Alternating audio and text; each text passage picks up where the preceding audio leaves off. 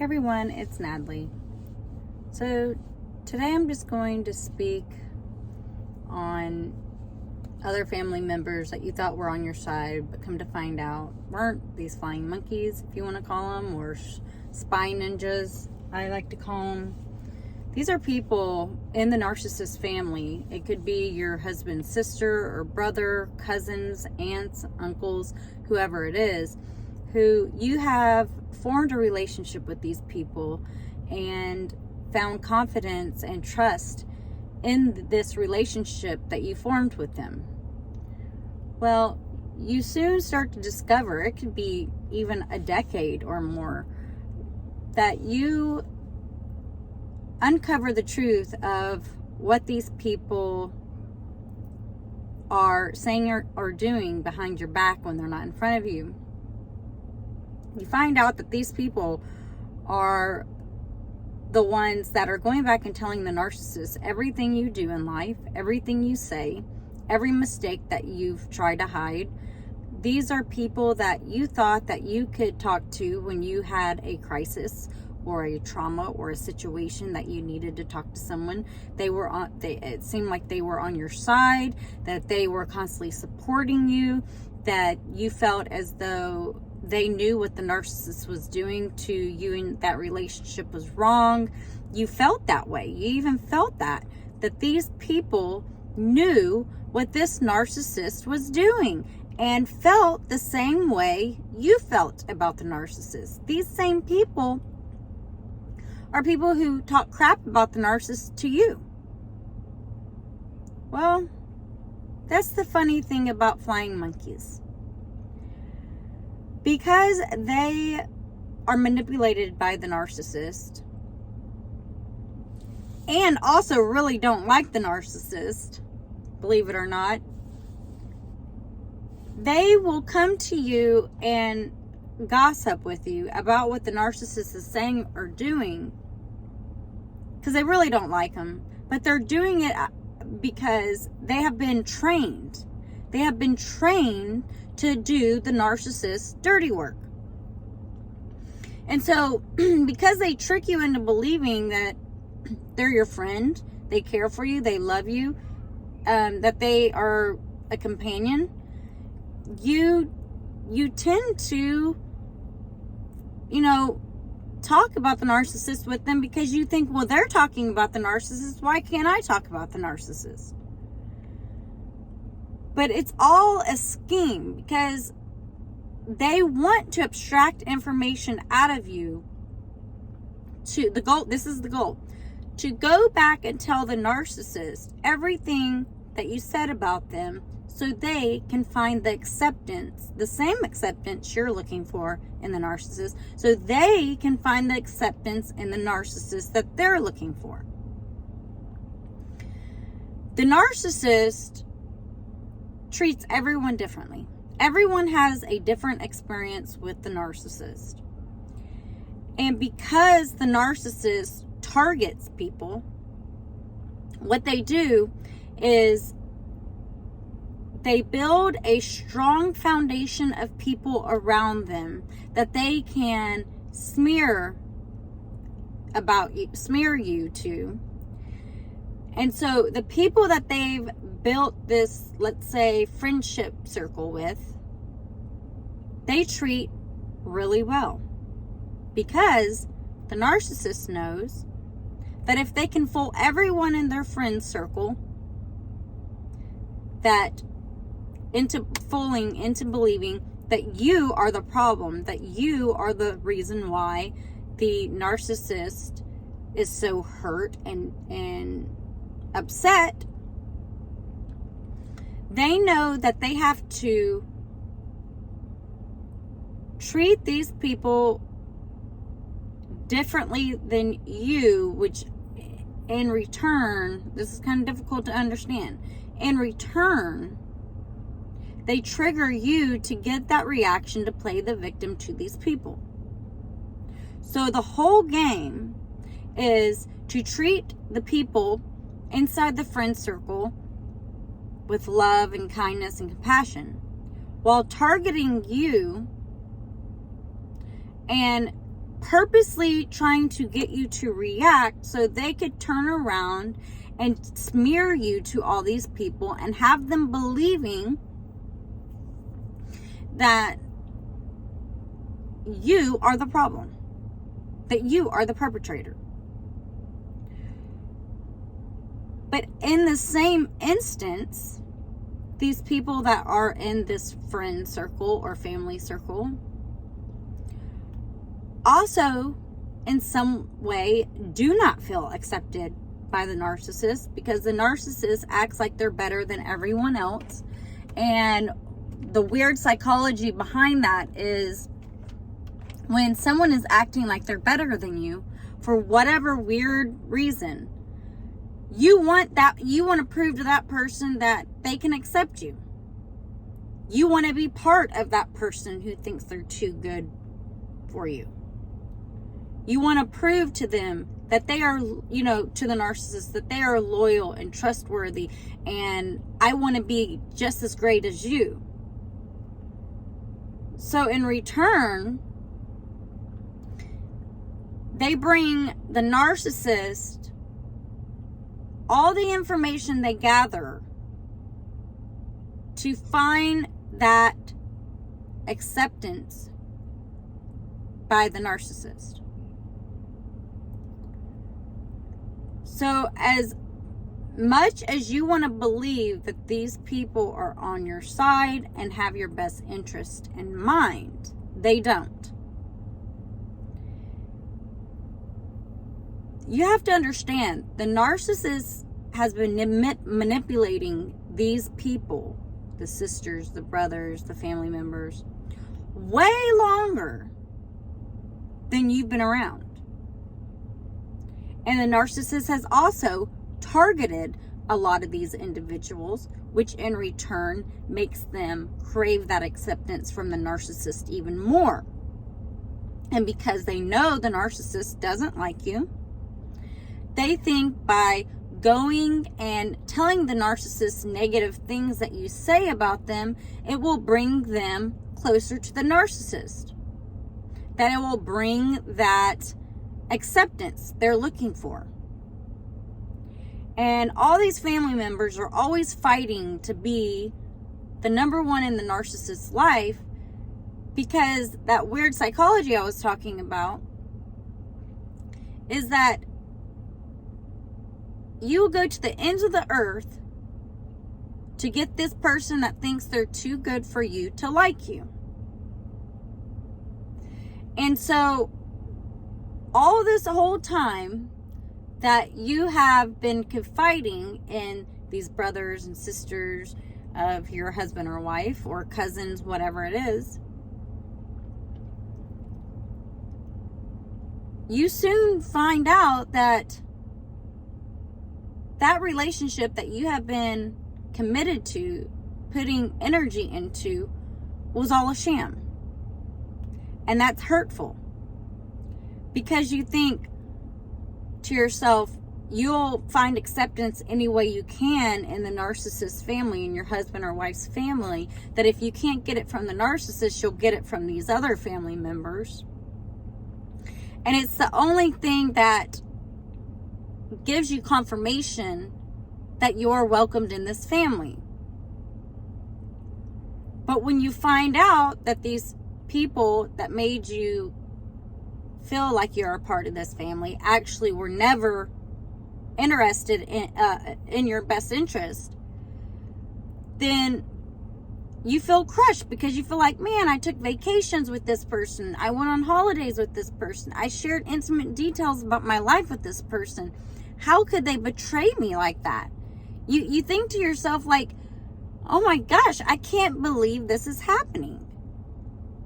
And in some weird way, you start to feel like you're mourning those people that you found out were smearing you to the narcissist, who was going back and telling the narcissist everything that you had said about them. You start to mourn the loss of that relationship. So now not only have you been discredited by the narcissist and unwelcomed and feel unloved by this narcissist, but now You have the people that actually confirmed you as a family member doing the same thing the narcissist is doing. Because I found when you're rejected by the narcissist, you still want to be accepted into that family. And since you do find that acceptance through other people, it makes you feel good. It does. It makes you feel loved in this family. You think, oh, just the narcissist has the problem with me. These other people love me. It gives you confirmation that you're not who the narcissist says you are. You're not that lie. You're not that smear, because you have these other people surrounding you, showing you love, dedication, and, empathy and sympathy for your situation. Or at least you think this. But when you find out that these same people are backstabbers, they've never been on your side, that all they've been doing is gathering information to tell the narcissist for their own reasons, it's disappointing. Because you spend years building this relationship with these other people, and it's almost like you feel like you have a mutual understanding with this person that, look, you know what's happening with me and my narcissist is wrong. I'm glad that you support me. This is this mutual understanding that you thought you had with them. Because why would they treat you good if the narcissist is treating you bad, you think? What you don't know is they're treating you good to abstract information out of you to run back and tell the narcissist. See, they're dealing with their own situation with the narcissist. They are looking for their own acceptance from that narcissist. And so they're willing to do whatever it takes to get that acceptance. The same reason why your wife or husband will run back and smear you to your in-laws, your very own partner. It's the same reason, because they're looking for acceptance where they will never get it. So they think that if they do the dirty work for the narcissist, they will get it. But they don't. I know, me personally,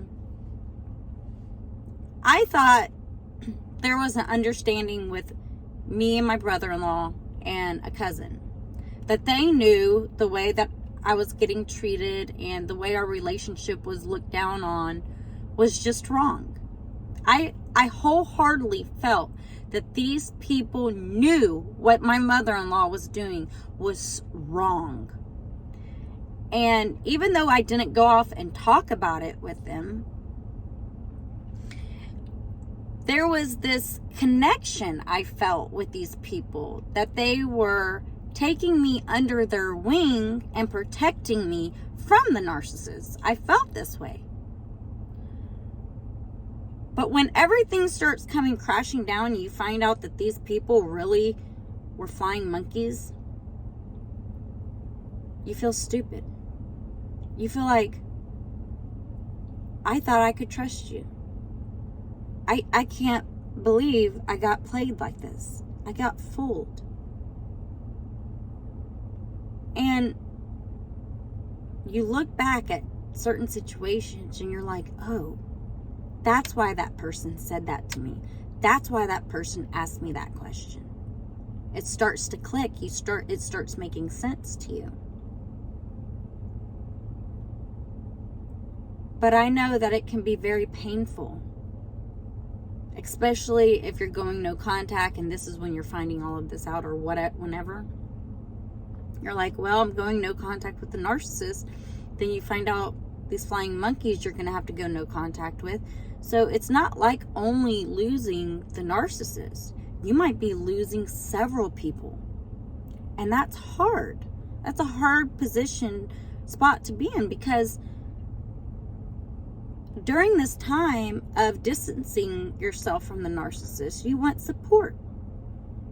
And you thought you could find that support in these other people because you felt like they understood the situation, that if they had to choose a side, they would choose the righteous side, which is your side, doing the right thing, standing by the person that got mistreated.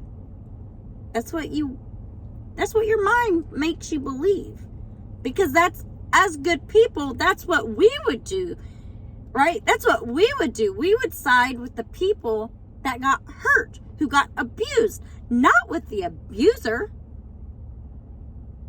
And it's hard to fathom that somebody could actually side with your abuser. But it happens. And the hardest part is coming to terms with losing those relationships as well. But once you fully understand narcissism and narcissistic abuse, you can look at those flying monkeys and have pity on them. Because they are chasing after that acceptance by the narcissist. This is why they do what they do. Because the narcissist has manipulated them for so long, they feel as though, in some way, they're the teacher's pet. And they act like a teacher's pet. It's hard to believe through the years, all the stuff that you have confided in these people and what they went back and told the narcissist. Because you're like, I thought you cared for me. I thought you loved me. I thought you cherished our relationship. But the whole time, they were being flying monkeys. They were gathering intel on you to go tell the narcissist. But see, the narcissist tricks these people into believing that they are the victim and that you are the trouble, the perpetrator. And because the narcissist is constantly crying to these same people, they persuade them into believing that you're the abuser, not them. See, the narcissist has to cover their tracks so they don't get caught in their own game. And so they have to constantly say bad things about you to these people. So when the blow up finally happens, they can play the victim and not get caught at their own game. And I kind of feel bad for some of these. Like, I feel bad for my brother-in-law and the cousin, because I feel as though, like, you poor soul getting tricked that way. I got tricked. And now that I'm awake, I hate seeing that you're tricked into believing that this narcissist is who their mask is. Because it's not. And the weird thing is that how these flying monkeys see the narcissist is actually who you are, because they mirror you. They mirror you. So everything the narcissist says and does is actually what happened to you. They could even mirror things that you do in life or your personality. And so they trick these people into believing that they are you and you are them, the narcissist, that you're the narcissist. It's cognitive dissonance. They gaslight them. They use triangulation with these people. And that's one thing the narcissist loves to do, is not only smear you to one person, they like to triangulate with several people. So they might go out to lunch and they purposely invite these certain people. So the whole time at lunch, they can cry about how bad you treat them. Which then tricks these other people, now that there's more than one. They're persuading these people that you are just so horrible to them, and they don't understand. They're such a good mother-in-law. They're such a good father-in-law. You can't believe somebody would ever treat you this way. Because when you have more than one persuaded, then those more than ones can go off and persuade more people into believing what the narcissist says. You could persuade one person, sure. But when you have a whole group of people that you're persuading at one time, they're more likely to believe this person. And so, what I can say is grieve them. Grieve the loss. But you have to get rid of them out of your life. You have to block them from social media because they're spying on you on social media. They're taking screenshots of everything and sending them to the narcissist. These are people that will come and question you or shame you or blame you for whatever incident happened. And these are people that are going to try to persuade you to be in a relationship through guilt with the narcissist. They're going to guilt you back in because the narcissist never apologizes. They're not the ones that are going to come up to you and say, hey, I'd like to work on my relationship with you. I apologize for whatever instance. They use the flying monkeys to come and do that dirty work because they're too entitled. They think they're too good to come and beg you for forgiveness. And so the flying monkeys go out and convince you that the narcissist has changed, that the narcissist, you misread the situation. The narcissist is a sweet, kind old lady. And the flying monkeys actually really believe this because of the experience they have with the narcissist. Because, like I was saying earlier, because the narcissist treats everyone different on purpose to get that supply from the targeted person. These people actually believe that the narcissist is this nice, loving, caring, kind person. And it's all a manipulation tactic. So when the targeted person reacts, they can turn around to everyone and say, see, I told you she was like that. Poor old me. And they'll cry and carry on just to trick these people, manipulate these people into believing that you are the perpetrator. It's very confusing, I know, and I don't know if you're really going to understand this. I'm trying to explain it the best I can, but basically, because these people have the false persona of the narcissist embedded in them, they go out and tell people that they are the person they think they are when they're not.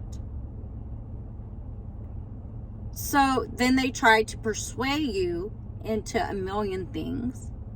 This is why it's important when these people are coming and telling you things about the narcissist that you stay cool, collective, calm, and quiet. Because you don't know, and that's the crappy part is that before you found out that these people were flying monkeys, you may have ran your mouth. You may have said things you shouldn't have said. But now that you know, you need to make sure you zip your mouth. See, I got lucky because I listened to my intuition, and I always knew never to talk trash about my mother-in-law or father-in-law to anyone. I knew better. Which also helped wake up other people to the fact that I was the one being abused. That because the narcissist exposed themselves. When you say calm, collective, cool, and quiet, and I had someone say, well, what about if they trample your boundaries? That's not even what I'm talking about. That's a whole different other situation. I am talking about reacting. So when you do not react and you allow the narcissist to constantly talk smear you and talk trash about you, they are slowly exposing their agenda. But you have to let the narcissist expose it by themselves. Because if you go out trying to expose the narcissist, you'll be made a fool. No one's going to believe you. Because you're saying hurtful things about the narcissist. So, what I can say is, hold on, I gotta put this in the window once. What I can say is, until you really know who you can trust and who you can't, especially after you find out things, just you have to stay quiet. You can't go off saying negative things about the narcissist, because really it does make you look like the perpetrator, because it's not like you're, the narcissist is playing the victim. So when you go out and say nasty things about the narcissist to the flying monkey, you do look kind of crummy. So try to stay cool, collective, and quiet. It's really by trial and error. Do you really find out who's on your side and who's not? But, you have to protect yourself. You really do, because the narcissist has manipulated people so bad that you don't even know, up from down anymore. So you have to treat these family members and friends like you don't know if they're on your side or not. So just stay cool. I got to pick up my son. And, guys, it can be really hurtful.